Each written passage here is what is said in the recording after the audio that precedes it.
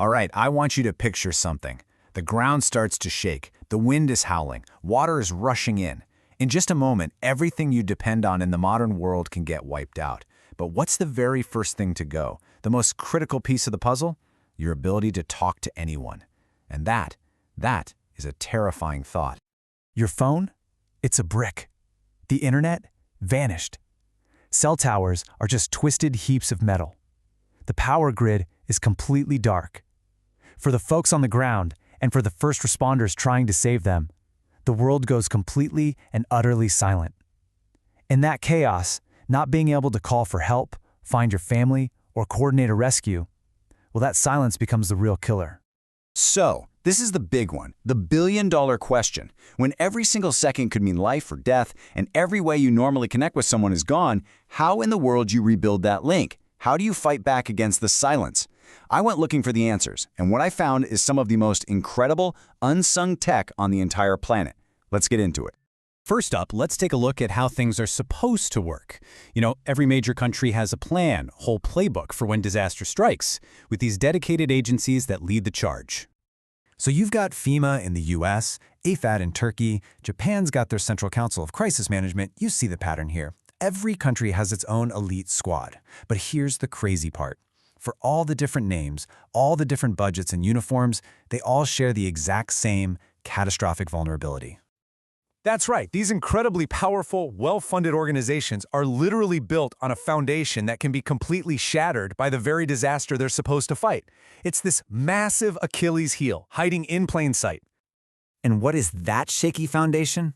Well, it's the stuff we use every single day. Cell phones, landlines, even most of the standard radio systems. This is the conventional toolkit for rescue teams all over the world. And look, it works great when you're ordering a pizza. But one major disaster can wipe them all out at the same time, leaving rescuers just as cut off as the people they're trying to save. So if the entire ground-based network is just gone, where do you even turn? Well, there's only one place to look: up. This is where we find the ultimate backup plan, a lifeline that operates completely outside the chaos happening down below. This quote pretty much says it all. After huge disasters like the hurricane season back in 2005 or the Asian tsunami, satellites weren't just a nice-to-have backup, they were the only thing that worked. But why? What's their superpower? The answer is actually beautiful in its simplicity. They are totally 100% independent of anything on the ground. You can't knock over a satellite with an earthquake, right? They give you this instant, massive coverage, creating what experts call instant infrastructure. You just flip a switch, and boom, you have a network. That's what makes them so incredibly tough. Now, not all satellite comms are created equal. You've basically got two main flavors. On one hand, you have mobile satellite service, or MSS. Think of those rugged portable sat phones for a single person or a small team on the move. On the other hand, you've got fixed satellite service, or FSS. This uses bigger gear to light up an entire command post or field hospital with high-speed internet. And here's what that looks like. On the left, you've got that personal lifeline, the MSS phone, that lets you make a call from literally the middle of nowhere. Then on the right, you have the FSS hub, a powerful dish that can get dozens of people online, coordinate massive amounts of logistics, even stream live video from the heart of the disaster zone. Two different tools for two very different but equally vital jobs. Oh, and check this out. This is another huge function: interoperability. You see, a lot of the time, different rescue agencies, like firefighters and police, use different radio systems. They can't talk to each other. It's a massive problem.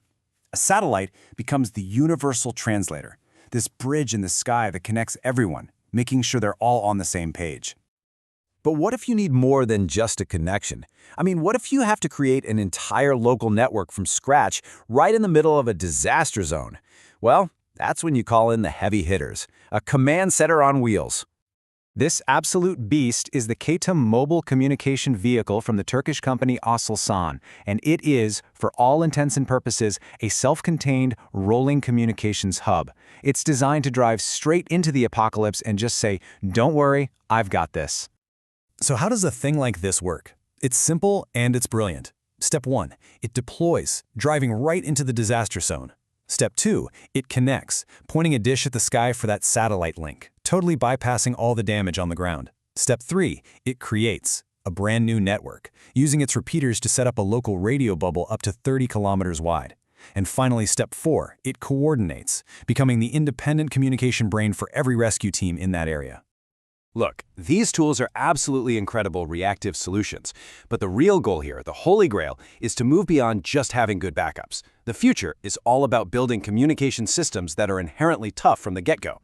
To really get that, you have to look at the whole life cycle of a disaster. It's not just about that crazy response phase. It's about being prepared before the storm even hits, and it's about that long, hard road of reconstruction afterwards. A truly future-proof network has got to work seamlessly across every single one of those phases. And this really requires a fundamental shift in how we think about this stuff. We have to stop asking, how do we fix it when it breaks? And we have to start asking, how do we build it so it doesn't break in the first place? And this is what that future looks like. A multi-layered, integrated network. A true network of networks. You've got satellites in space for that unbreakable, wide area coverage. You've got drones and UAVs in the air for quick, flexible deployment over specific hotspots. You have mobile hubs and tougher infrastructure on the ground, and for coastal disasters, you even have ships at sea providing support. It's a system with no single point of failure. Which, leaves us with one last massive question. We have built a world that absolutely runs on constant connection. But as we've just seen, that connection can be shockingly fragile. So we have to ask ourselves, have we built a network that's just convenient for the good times, or have we actually built one that's strong enough for those moments when our lives literally depend on it?